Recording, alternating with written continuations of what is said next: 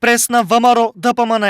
Кочо Ангјушев е најдобриот клиент на СДСМ. Јавното предпријатие ИСАР во 2018 година набави електрична метларка во износ од 86.149.000 евра, или најскапата метларка во нашата држава.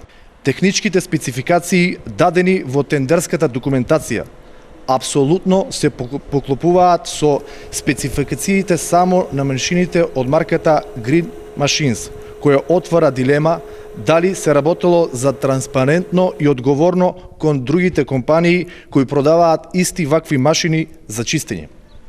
Компанијата која го добива тендерот е единствена која се пријавила и е дистрибутер на овие машини, кој пак ги произведува фабриката во собственост на вице-премиерот Кочо Ангјушев.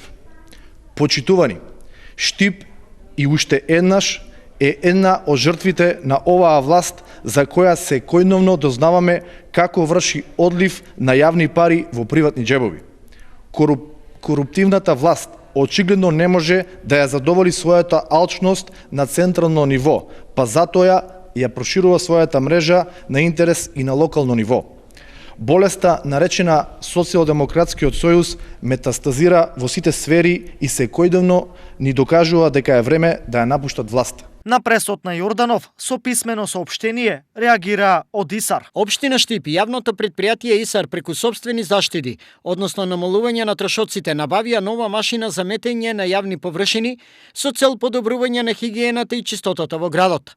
Јавното предпријатие ИСАР набави машина за метење на јавни површини која е составен дел од програмата за работа на ова предпријатие за 2018 година, усвоена од страна на Советот на општина Штип, како и на планот за јавни набавки за 2018 година. ВМРО ДПМН е да одговори зошто двата половни моторцикли за метење на јавно прометни површини, кои се набавени во висина од 1,5 милион денари, никогаш не беа ставени во функција. Зошто набави половен компактор во висина од 3,5 милиони денари, кој откако сегашното раководство констатираше дека е во неисправна состојба, беше вратен на добавувачот со што се заштедија 3,5 милиони денари. Зошто изврши набавка на 1000 неупотребливи вентили во вредност од околу 5 милиони денари, кои се уште се наоѓаат во магацинот на јавното предпријатие. Набавката на машината за метење е извршена во согласно со постојните законски прописи, со спроведување на отворена постапка за јавна набавка, што е потврдено и со позитивниот финансиски извештај од независен ревизор за 2018 година.